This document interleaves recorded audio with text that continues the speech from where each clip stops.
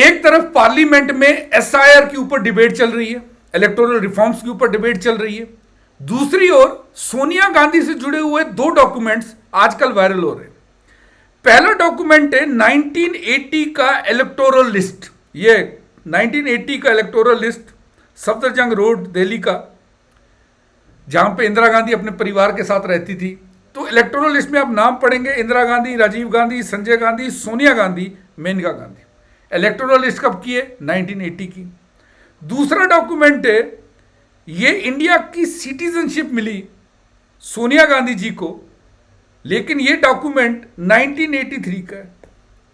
अब सब लोग ये सवाल पूछ रहे हैं, और इसी बात पे केस भी हुआ सोनिया गांधी जी पे, कि इंडिया का सिटीजन आप 1983 में बने, तो फिर आपका 1980 में नाम इलेक्टोरल लिस्ट में कैसे? यानी ये तो साफ साफ फ्रॉड है। इस क्वेश्चन के ऊपर इनके खिलाफ केस भी किया गया।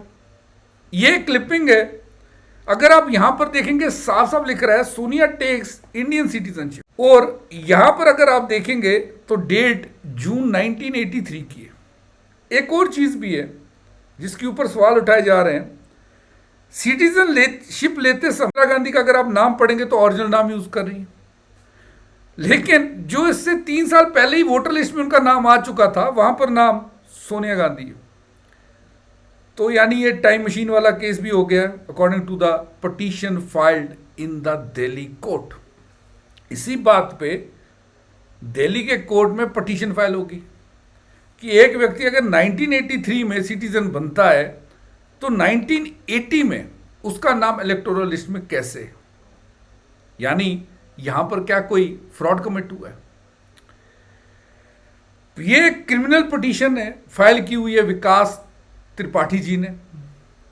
बेसिकली इन्होंने पहले पिटीशन फाइल की थी एडिशनल चीफ जुडिशियल मजिस्ट्रेट साहब के पास, लेकिन जब उनके पास ये केस गया तो उन्होंने कहा कि हमारे इस कोर्ट में इस केस को एड्रेस करने के लिए कोई जुरिस्डिक्शन नहीं है।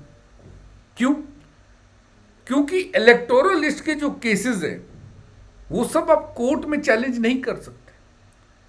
तो इसलिए पहले उन्होंने जो पिटीशन थी उसे रिजेक्ट कर दिया था जज साहब ने, और जो हवाला उन्होंने दिया था वो हवाला उन्होंने आर्टिकल 329 का दिया हुआ था। सेम चीज पे पिटीशन थी कि 1980 के वोटर लिस्ट में नाम है और सिटीजन वो इंडिया की बनी 1983 में। आप एक चीज और देखिए कि 1980 की वोटर लिस्ट में इनका नाम है, 82 में डिलीट किया गया है और वापस से 83 में रीसरफेस करता है। तो इसीलिए पिटीशन फाइल की गई थी एंड क्रिमिनल बेसिस पे ये फ्रॉडरी हुई है, पिटीशन फाइल हुई थी। लेकिन पहले एडिशनल जो चीफ जुडिशियल मजिस्ट्रेट साहब थे उन्होंने पिटीशन को रिजेक्ट कर दिया अंडर आर्टिकल 329, क्योंकि आर्टिकल 329 ये कहता है कि इलेक्टोरल मैटर्स पे कोर्ट हस्तक्षेप नहीं कर सकते।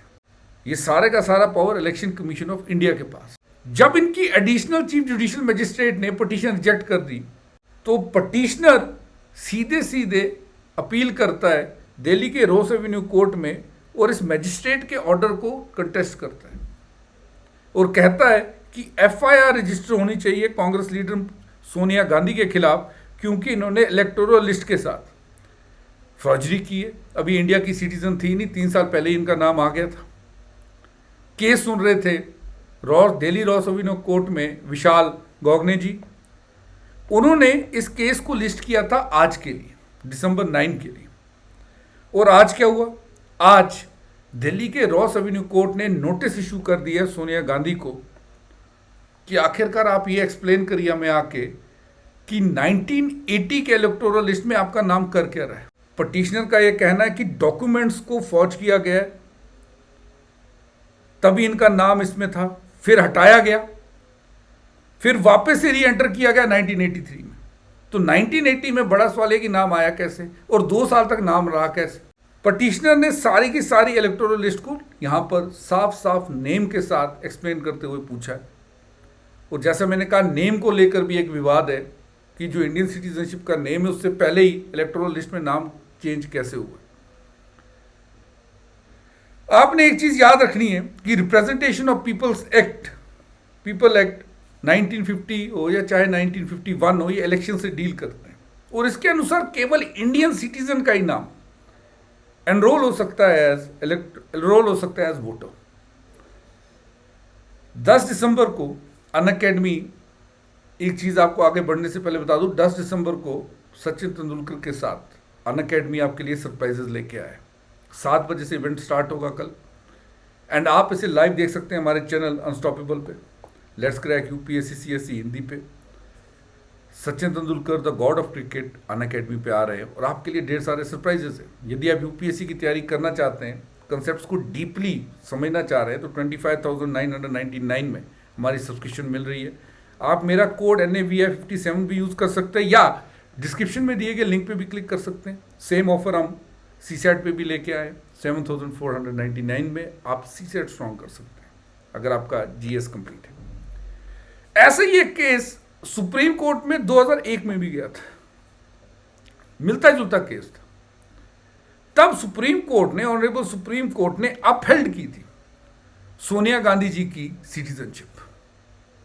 आपको एक चीज याद रखना है कि तब सोनिया गांधी अमेठी की लोकसभा सीट से चुनाव लड़ रही थी जब उनकी सिटीजनशिप पे यह केस किया हुआ था। 2001 की बात मैं बता रहा हूं, और इसे तब उन्होंने कंप्लीटली कोर्ट ने अपहेल्ड किया था, सुप्रीम कोर्ट ने।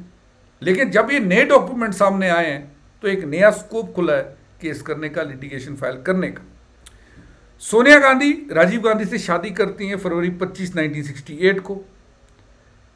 बेसिकली सोनिया गांधी जी का जन्म इटली में हुआ है। 1983 में इन्हें भारत की सिटीजनशिप मिलती है under section 5 sub clause 1 sub clause C। ये ध्यान दीजिएगा, section 5 sub clause 1 sub clause C of Indian citizenship act. इन्हें भारत की सिटीजनशिप इस बेसिस पे मिली कि इन्होंने इंडिया के सिटीजन से शादी की है। अगर आप सिटीजनशिप एक्ट 1955 खोलेंगे, जैसे मैंने कहा इसका sub clause 1 sub clause C ये एक तरीका देता है, डिफरेंट तरीके इसमें, कि आप इंडिया के सिटीजन कैसे बन सकते हैं। इसमें से एक तरीका यह भी है कि अगर एक व्यक्ति किसी इंडियन सिटीजन से शादी करता है और ऑर्डिनरी सिटीजन रहता है 7 साल के लिए, 7 साल के बाद अगर वो अप्लाई करता है तो वो इंडिया का सिटीजन बन सकता है। यानी अगर इंडियन सिटीजन के साथ किसी की शादी हुई जो फॉरेनर है, उसे 7 साल तक इंडिया में एज ऑर्डिनरी रेजिडेंट रहना है। अपनी जो प्रीवियस ईयर की कंट्री उसकी सिटीजनशिप छोड़नी है, त्यागनी है।